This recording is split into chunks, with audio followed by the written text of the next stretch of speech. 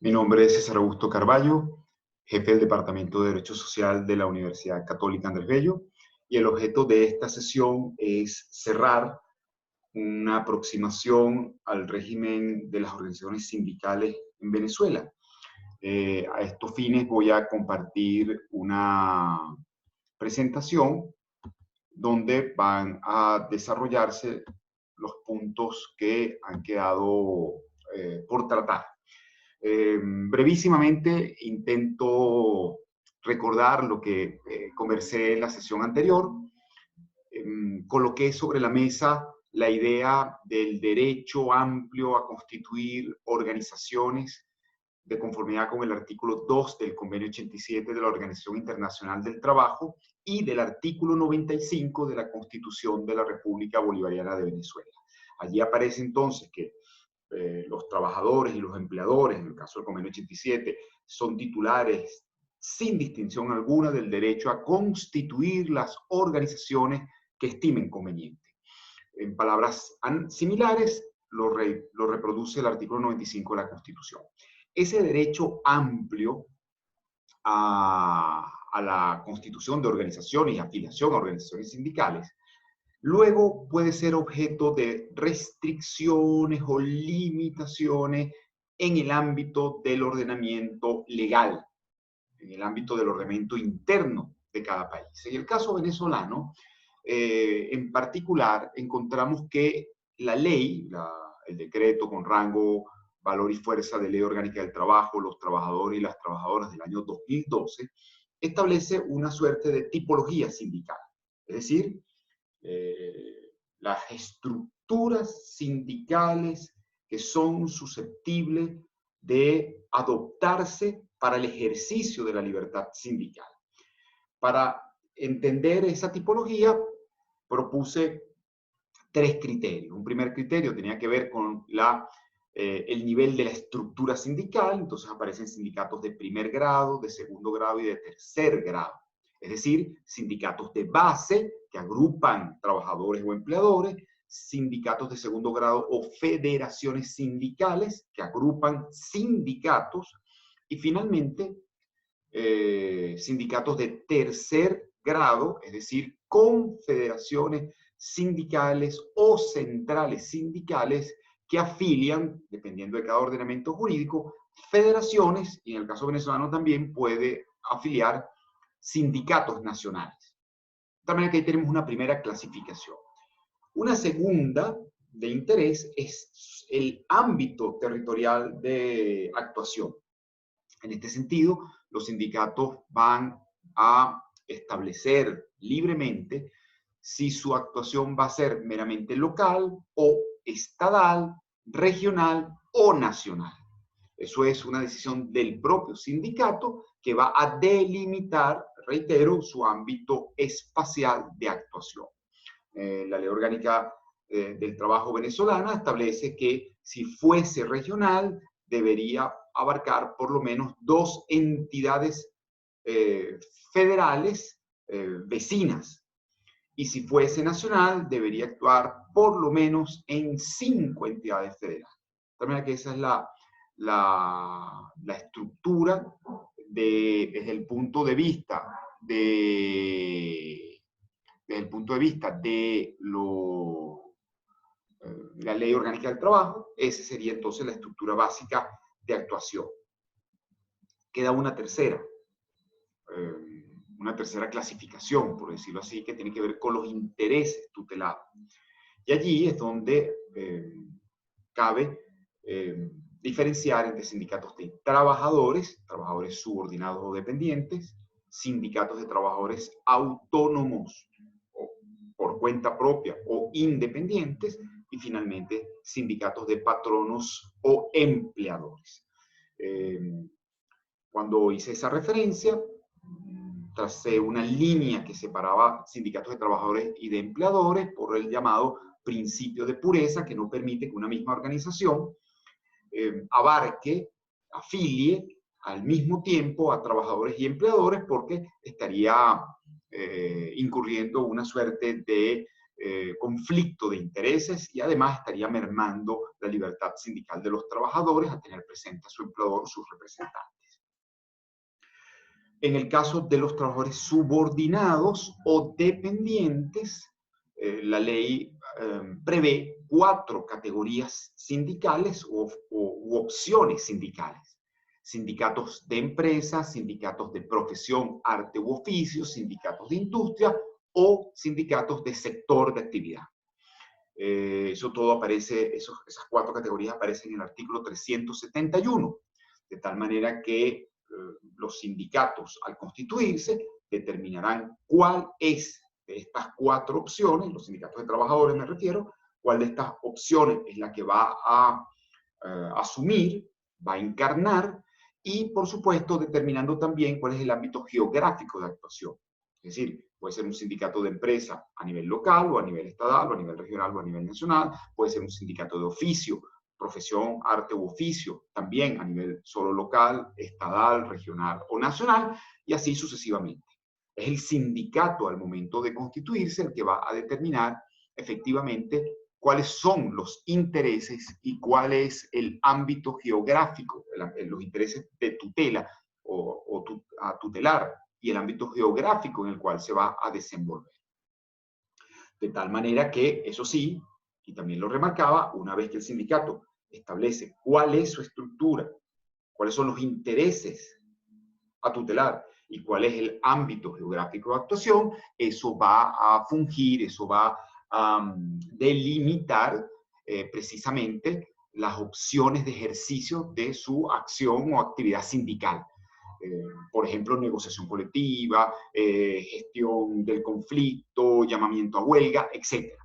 De tal manera que, solo para poner un ejemplo, un sindicato de empresa a nivel local no puede representar a trabajadores que no pertenezcan a esa empresa.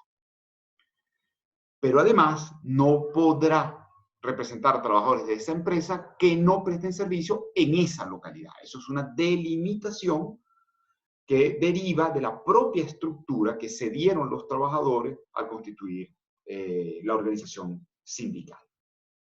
En el caso de los empleadores, la ley permite que se afilien, que constituyan y se afilien en sindicatos industriales o de sector de actividad, con un número mínimo de 10 empleadores.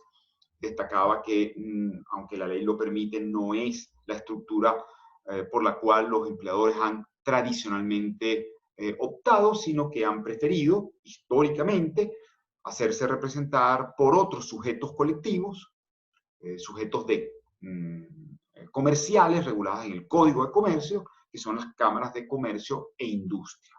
Eso es una opción, y estos serían, sin duda alguna, están reconocidos en la Ley Orgánica del Trabajo como sujetos colectivos y estarían también amparados por el Convenio 87 a la luz del artículo 10, que es el que define a las organizaciones que se pueden constituir al amparo, a la luz de la libertad sindical. Y ahí ese artículo 10, que una vez más lo reitero, consagra una suerte de tautología virtuosa, señala organización es cualquier organización, es decir, no importa su estructura, que tenga por objeto la promoción, defensa de los intereses de patronos o trabajadores. Finalmente, aparecen los trabajadores autónomos y allí parecía o sugiero que se produce una colisión, una antinomia con el convenio 87 de la OIT, toda vez que, de conformidad con la legislación interna, artículo 371, literal B, y artículo 377, los trabajadores autónomos o no dependientes solo podrían constituir y afiliarse en sindicatos de profesión, arte u oficio. Con lo cual estaría mermando la libertad sindical, toda vez que, como ha señalado el Comité de Libertad Sindical, las cuestiones de organización y estructura sindical son de la competencia de los trabajadores o de los empleadores, si fueran los promotores. Los trabajadores deberían poder decidir si prefieren formar en el primer nivel un sindicato de empresa u otra forma de agrupamiento a la base, tal como un sindicato de industria o de oficio. En otras palabras, no debería haber una imposición, una injerencia estatal, normativa, que imponga una estructura, nivel o ámbito, sino que ello debería estar reconocido, atribuido a la voluntad de los titulares de la libertad sindical. Paso entonces a cerrar esta aproximación al régimen sindical venezolano para abordar un tema que es absolutamente delicado, importante, objeto de debates, inclusive muy recientes y de muy alto nivel, que es lo concerniente al registro de las organizaciones sindicales en Venezuela como una formalidad de existencia de las mismas. Esto es, como se verá luego, el registro en Venezuela de los sindicatos es una condición para reconocimiento de su personería jurídica. Sin registro, el sindicato simple y llanamente no existe. Será un proyecto que se impulsa ante las autoridades administrativas, pero no goza de personería jurídica, con lo cual no es titular de derechos y obligaciones, no puede desarrollar la negociación colectiva, suscribir convenios colectivos, gestionar el conflicto, llamar a huelga, participar en diálogo social, etc. Esto efectivamente obliga a revisar o a contemplar este tema desde la atalaya, desde el punto de vista de la libertad sindical, para poder pronunciarnos sobre su compatibilidad con el Convenio 87 y el artículo 95 de la Constitución de la República Bolivariana de Venezuela.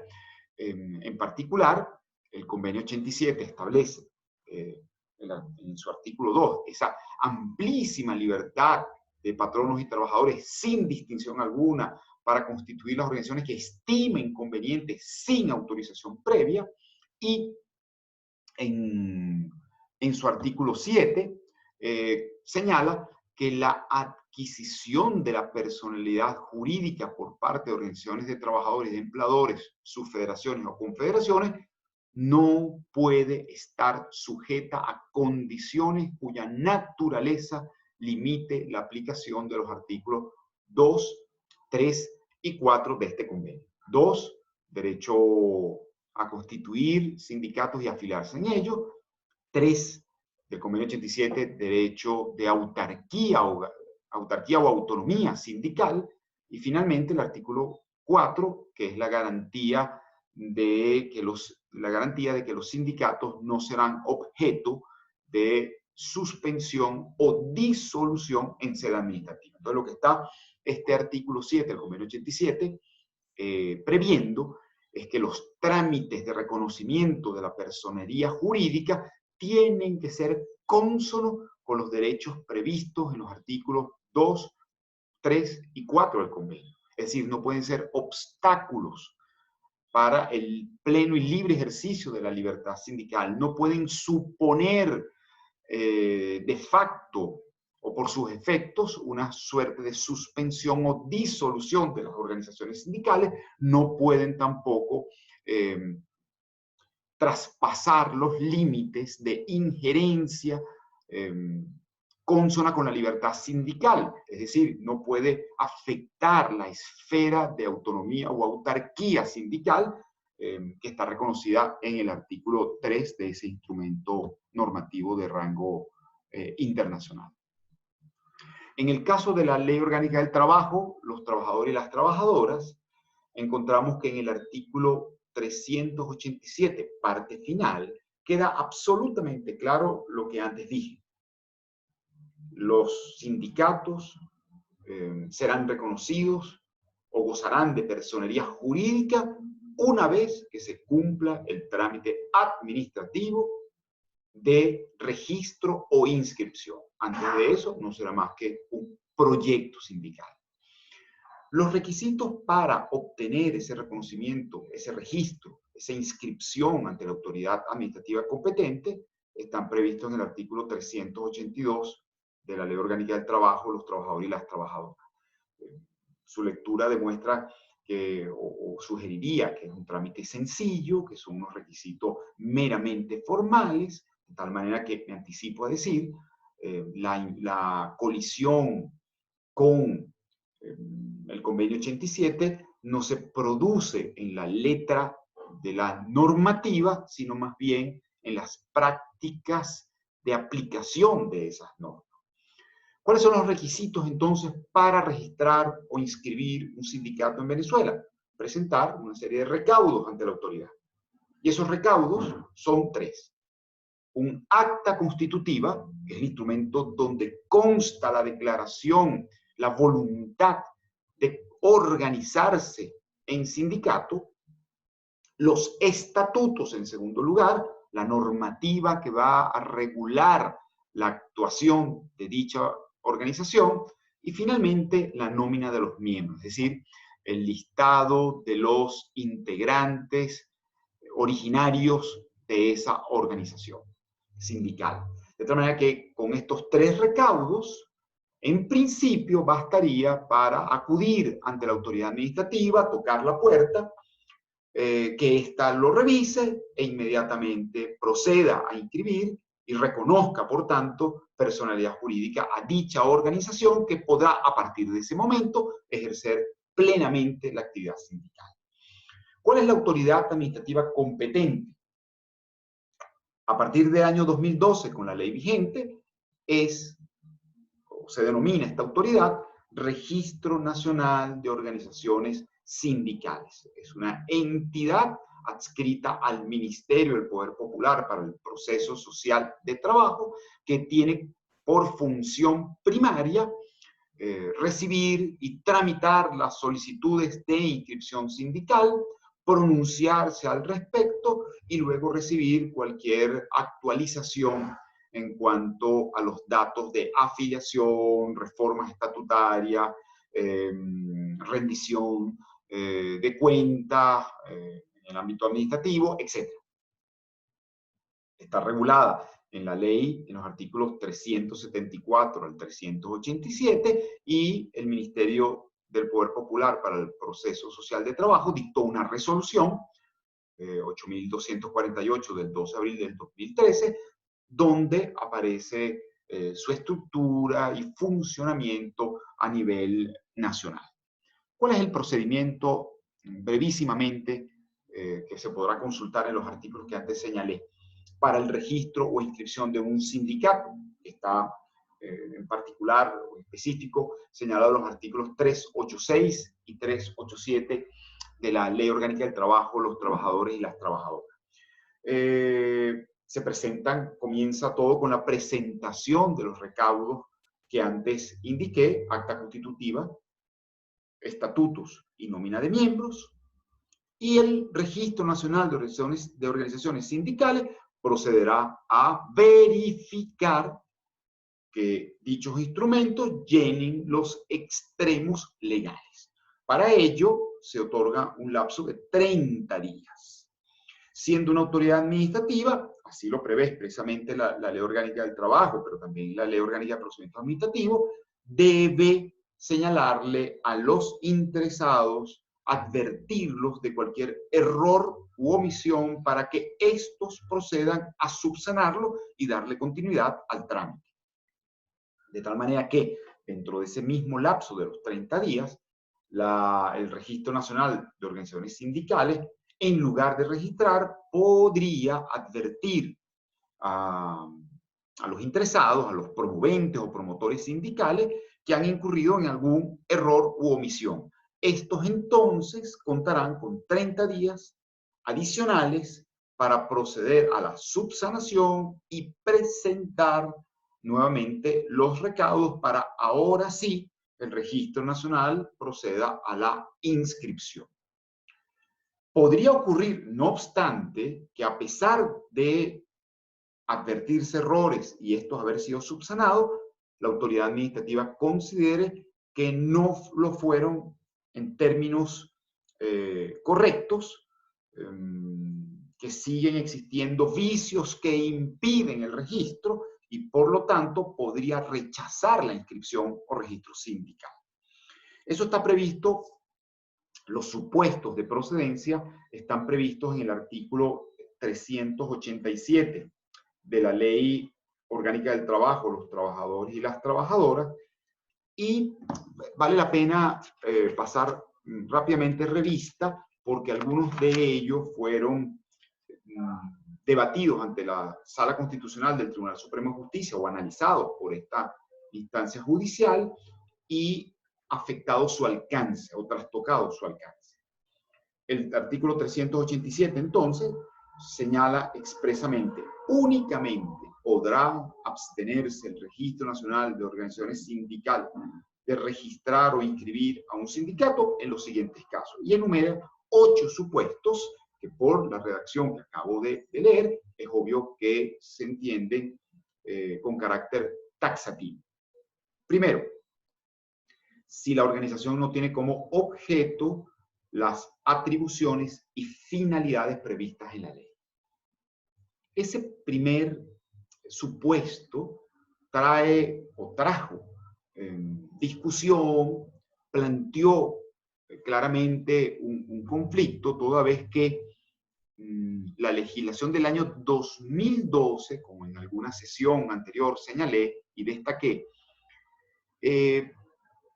modifica, altera la función tradicional de las organizaciones sindicales para encarrilarlas dentro de un proceso de transición, un modelo, de transición al socialismo, y por tanto los sindicatos dentro del perímetro de esta ley no son concebidos como organizaciones que representan los intereses de sus agremiados, sino que antes que ello, esas organizaciones deben representar los intereses del pueblo o la colectividad y por tanto sufren una suerte de estatización.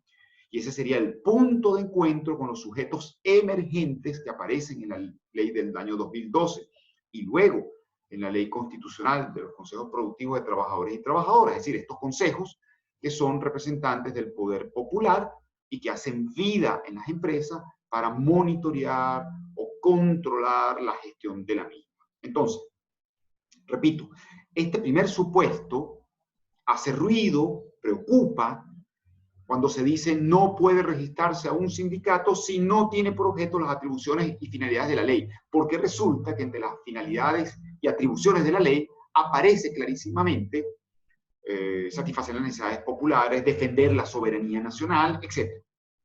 Participar en los procesos de control de precios y costos, etc. De tal manera que hay una suerte de desnaturalización del sindicato, de estatización del sindicato, y lo que se señala aquí es que podría estarse negando el nacimiento, la inscripción o autorizándose la disolución de un sindicato por no cumplir con estos objetivos estatales de promoción y defensa de la soberanía nacional y de los intereses del pueblo. En segundo lugar, segundo supuesto de negativa del registro sindical, si el sindicato no cuenta con sus números mínimos de afiliados. Eso aplica tanto en sindicatos de base, numeral 2, como en el caso de las federaciones y confederaciones, numeral 6. Obviamente, si no cuentan con el número mínimo de afiliados, sean trabajadores, patronos o sindicatos o federaciones, no podrá ser registrado. Tercero, si no se acompañan los documentos que antes he señalado, estatutos, acta constitutiva y nómina de miembros, o estas tienen un vicio que no fue debidamente subsanado. Cuarto, si el sindicato no cumple con el principio de pureza, al cual también antes referí, y es el hecho de que pretende agrupar, afiliar tanto a trabajadores como empleadores o sus más altos representantes. 5.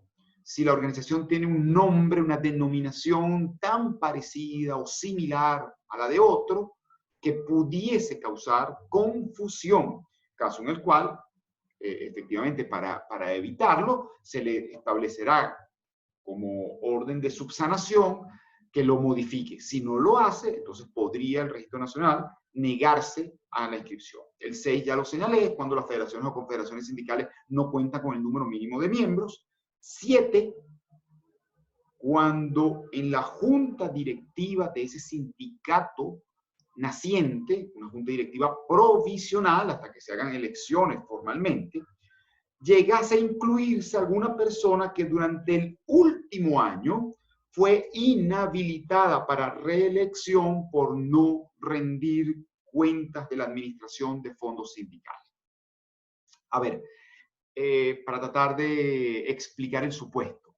Se trata de que en la junta de este sindicato que se pretende registrar aparece un individuo que dentro del año anterior resulta que ejercía también funciones sindicales en otro sindicato y no rindió cuentas de su administración, caso en el cual sufrió una inhabilitación para ser reelecto en esa junta directiva.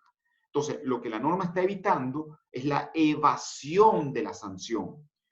¿Cómo se evade la sanción? Si yo soy un dirigente sindical, no rindo cuentas de la administración, quedo inhabilitado para reelegirme, simple y llanamente promuevo la constitución de un nuevo sindicato en el cual aparezco de nuevo como miembro de la junta directiva provisional. Entonces, lo que está diciendo el artículo es, la norma es, en este caso no se procede al registro del sindicato.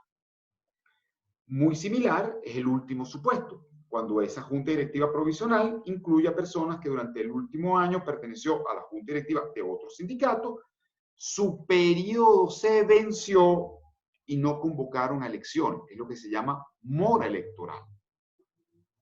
Nuevamente, la norma lo que busca es evitar la siguiente evasión.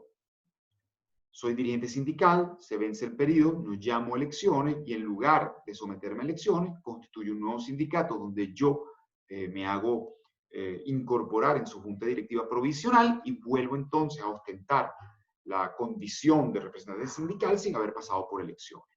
Ahora bien, ¿cuál es la crítica de algunos de estos supuestos? Ya dije la primera, que no parece compatible, o no es, para decirlo claramente, compatible con la idea de libertad sindical que proclama el artículo 95 de nuestra Constitución y el artículo 2 del Convenio 87, imponer como condición de registro o existencia de un sindicato desarrollar actividades estatales. Tampoco parece coherente, lógico, proporcional que por el hecho de que un sujeto hubiese incurrido en alguna infracción y apareciera en la junta directiva, la respuesta sea negar el registro o disolver el sindicato en lugar de simplemente excluir al infractor. Esto llevó a que este tema fuera analizado por la Sala Constitucional del Tribunal Supremo de Justicia en sentencia 170 del 4 de junio del año 2019. A las puertas o muy cercano del informe de la Comisión de Encuesta de la OIT sobre este mismo tema, que fue, en definitiva, publicado en septiembre. Es decir, esta sentencia desarrolla, analiza tópicos que eran objeto del informe de la Comisión de Encuesta y fue dictado 3 meses antes. En este punto particular en que estoy refiriendo, lo que la sentencia señala, y vale la pena leerla con detenimiento, es que ciertamente la interpretación de estos 3 numerales, 1, 7 y 8, no debería suponer la negativa de registro, ni la opción de disolución.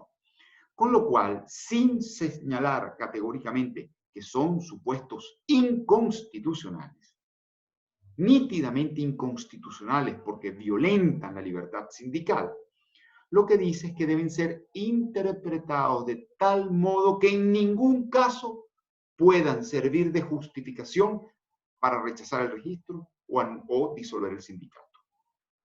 De manera que el efecto es el mismo, pero de alguna manera se edulcora el argumento, se aleja de la idea contundente de inconstitucionalidad y asoma una interpretación armoniosa, sin entrar en detalles de la clarísima colisión que se está debatiendo. Entonces, en consecuencia, como se podrá ver al leerse esta sentencia, la Sala Constitucional entiende que no puede operar como negativa, como justificación de negativa de inscripción sindical o de disolución sindical, estos tres supuestos. El hecho que el objeto del sindicato no coincida con las finalidades y atribuciones que la ley establezca, sobre todo en lo que tiene que ver con estas funciones estatales de protección y promoción de los intereses del pueblo, de soberanía nacional, de control de costos y precios, etc. Y que en los casos donde hubiese una infracción de algún miembro de la Junta Directiva Provisional, la respuesta lógica, como antes señalé, es que ese sujeto infractor en particular sea removido de la Junta, pero que ello no traiga aparejado la negativa de registro del sindicato propuesto ni su disolución. Paso inmediatamente a otro punto muy cercano. ¿Qué ocurre si, cumplido este trámite, simple y llanamente el Registro Nacional de Organizaciones Sindicales no se pronuncia? En ese caso, estaríamos en presencia de un silencio administrativo negativo, cuyo efecto, en atención al artículo 4 de la Ley Orgánica de Procedimientos Administrativos, sería entender que la autoridad rechazó la solicitud y, por tanto, abrir las puertas de los recursos pertinentes. Solo una acotación. Hay ordenamiento jurídico en nuestra América Latina que han dado respuestas mucho más cónsonas con la libertad sindical. Esto es que en esos casos de silencio administrativo se debe interpretar como afirmación o autorización del registro o inscripción, es decir, un silencio administrativo positivo. Eso está previsto, a mero título de ejemplo, en el artículo 366, numeral tercero del Código Sustantivo de Trabajo de Colombia, en el 356 del Código del Trabajo de Panamá y en el 376 del Código de Trabajo de República Dominicana. No es el caso venezolano, aquí operaría el silencio administrativo negativo y, reitero, podrían los interesados ejercer los recursos que resultaren procedentes. Ahora, ¿qué problemas pueden derivarse de allí? Bueno, en términos generales, el Comité de Libertad Sindical, en el párrafo 463 de la recopilación de criterios y principios, señala que la dilación del procedimiento de registro supone un grave obstáculo a la constitución de organizaciones y equivale a la denegación del derecho de los trabajadores a constituir organizaciones sin autorización previa. Es decir, una dilación de estos procedimientos de registro viola, transgrede directamente, nítidamente, el artículo 2 del Convenio 87, que reconoce el derecho de trabajadores y empleadores a constituir las organizaciones que estimen conveniente sin autorización previa. Ya en el caso concreto de Venezuela, debo referir al informe de la Comisión de Encuestas de septiembre del 2019, donde, entre otros tópicos, se analizó el Convenio 87 de la OIT, el cumplimiento de sus contenidos en materia de libertad sindical por el gobierno venezolano, y allí, en el párrafo 477 de ese informe, se señala, se alude a un caso concreto de una organización sindical de tercer grado, de una central sindical, que estudió la comisión y allí verificó que lo aludió como un caso paradigmático de utilización de procedimientos registrales para discriminar sindicatos no afines al gobierno. La documentación en la solicitud inicial de registro, es decir, la solicitud primera, con la que se acompañan los documentos señalados, acta constitutiva, estatutos y nómina de miembros, en criterio de la comisión de encuesta, contenía ya todos los elementos esenciales para la conformación de una central sindical. Y sin embargo, se demoró de forma absolutamente injustificada la transmisión del auto que resolvió la solicitud. Más de 1 año y 7 meses. En ese caso concreto, la comisión de encuesta encuentra una violación flagrante a la libertad sindical, una dilatación injustificada y arbitraria de una organización que además no postulaba los mismos intereses o ideologías gubernamentales y por tanto acuña la muy severa afirmación de que se instrumentalizan los procedimientos de registro sindical para discriminar sindicatos no oficialistas. En este mismo orden de ideas, ese mismo informe de la comisión de encuesta, esta vez en el párrafo 479, concluye diciendo: la comisión toma nota con preocupación de las múltiples denuncias recibidas con sus respectivas pruebas de trabas y otras prácticas contrarias a la libertad sindical por parte del Registro Nacional de Organizaciones Sindicales, lo cual incluye retrasos, silencios, ausencia de respuesta, no recepción de solicitudes y documentos, así como resoluciones que ingieren en la vida de los sindicatos, es decir, que violan la autarquía sindical. Y el ejemplo que señala es que alguna vez se exigió de oficio la remoción del secretario general de un sindicato que había sido despedido. Todo esto, toda esta situación de retardo, dilación, negativa, silencio, injerencia, configura una violación de la libertad sindical, en particular del artículo 2 y del artículo 3 del convenio 87 de la Organización Internacional del Trabajo.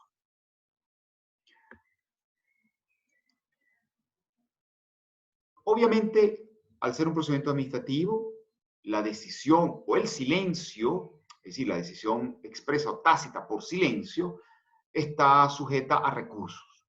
Recursos administrativos, recursos judiciales. Los recursos administrativos serían el de reconsideración por parte de la misma autoridad que dicta el acto administrativo, esto es el Registro Nacional de Organizaciones Sindicales, que debe ser interpuesta entre los 15 días hábiles siguientes, de conformidad con el artículo 94 de la Ley Orgánica de Procedimientos Administrativos, y deberá ser decidido dentro de los 90 días hábiles siguientes, artículo 91 de la misma ley. Podrá ejercerse el recurso jerárquico ante la máxima autoridad, es decir, el ministro del Poder Popular para el Proceso Social del Trabajo, interpuesto dentro de los 15 días hábiles siguientes, artículos 387 de la Ley del Trabajo y 94 de la Ley Orgánica de Procedimientos Administrativos. Y en todo caso, la decisión que dicte la máxima autoridad, el ministro, sea expresa o sea tácita por silencio administrativo negativo, es objeto de recurso contencioso de anulación. ¿Quién es el competente? De conformidad con el 387 de la Ley Orgánica del Trabajo, los trabajadores y las trabajadoras, y el 5, numeral 31 de la Ley Orgánica del Tribunal Supremo de Justicia, la competencia radica en la Sala Político-Administrativa del Tribunal Supremo de Justicia, por tratarse de un acto administrativo emanado del ministro del Poder Popular para el Proceso Social del Trabajo.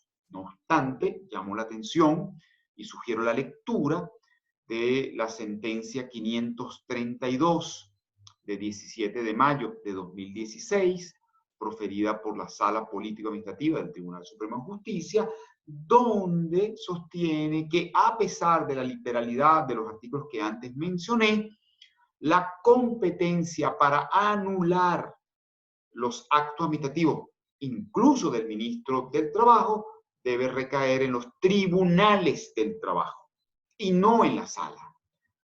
señalando que la competencia que ya se le reconoce a los tribunales laborales por su especialidad debería abarcar también estos actos de la máxima, del jerarca máximo del Ministerio del Trabajo. De tal manera que no hay una claridad sobre a quién compete. Conozco particularmente casos que se debaten ante la sala político-administrativa y se admiten y tramitan, pero también conozco de casos que se admiten y tramitan ante los tribunales del trabajo, a pesar de que en ambos casos el acto administrativo que se denuncia viciado en nulidad emana de la máxima autoridad del Ministerio del Poder Popular para el proceso social de trabajo. Concluyo con dos aspectos muy puntuales sobre el régimen electoral y la disolución de los sindicatos. Sobre el régimen electoral, lo que quiero destacar, lo que quiero expresar en este resumen, en esta síntesis, es que hay una clara tensión entre la autarquía sindical, que desarrolla con detalle y amplitud el artículo 3 del convenio 87, número 87 de la Organización Internacional del Trabajo, es decir, el derecho de las organizaciones a autorregularse sin injerencia de terceros, sin intervención de terceros, y la potestad que la Constitución de 1999 atribuyó al Consejo Nacional Electoral para organizar las elecciones de los sindicatos. Allí hay una clara tensión, una colisión de normas de rango fundamental, intraconstitucional. De un lado, el 293, numeral sexto del texto constitucional, y del otro, el artículo 2 del convenio 87, inserto en el bloque de constitucionalidad. Dicho en otras palabras, que una autoridad estatal organice las elecciones sindicales es una clara, flagrante violación de la autarquía sindical. La autarquía sindical, y lo dice a texto expreso el artículo 87, perdón, el artículo 3 del convenio 87, OIT, abarca la organización libre, sin injerencia ni intervención de sus elecciones.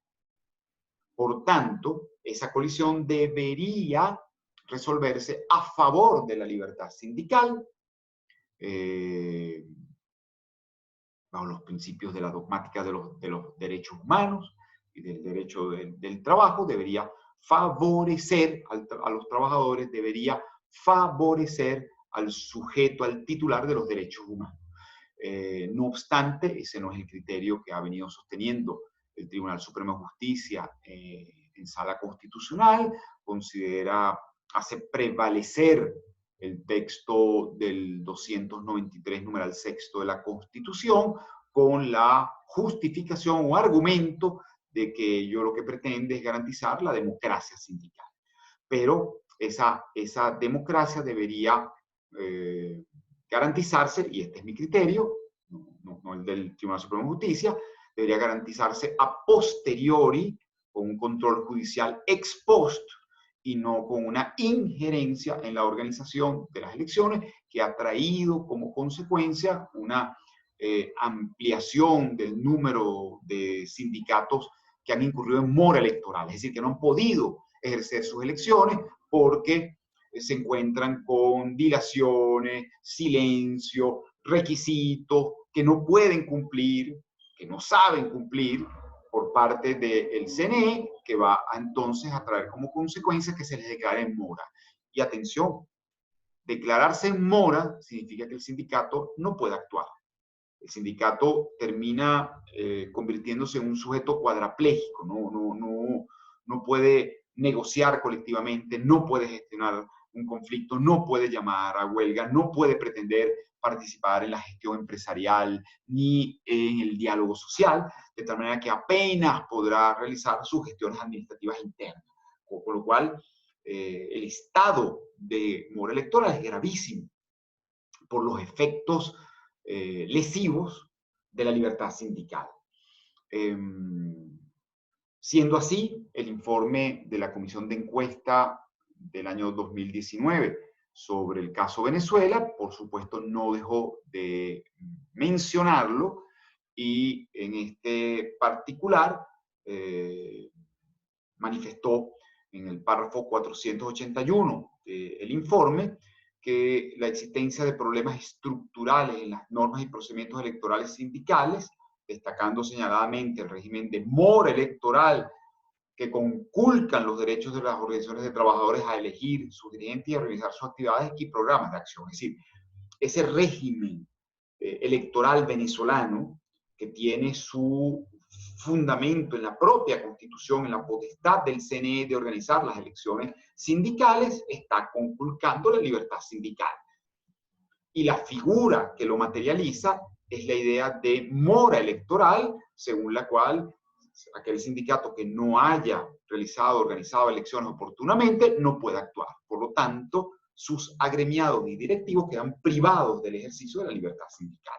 En la misma idea, párrafo 483, las instituciones, reglas y prácticas antes relatadas, es decir, relativas a la organización de elecciones sindicales, ingieren en los procedimientos electorales y de registro sindical y atentan contra la libertad sindical. Por lo tanto, termina recomendando la Comisión de Encuesta que esta idea de mora electoral sea anulada y que el Consejo Nacional Electoral se abstenga de organizar las elecciones, lo cual, para tranquilidad de todos, debería producirse con una reforma de rango constitucional, pues allí es donde aparece esa potestad.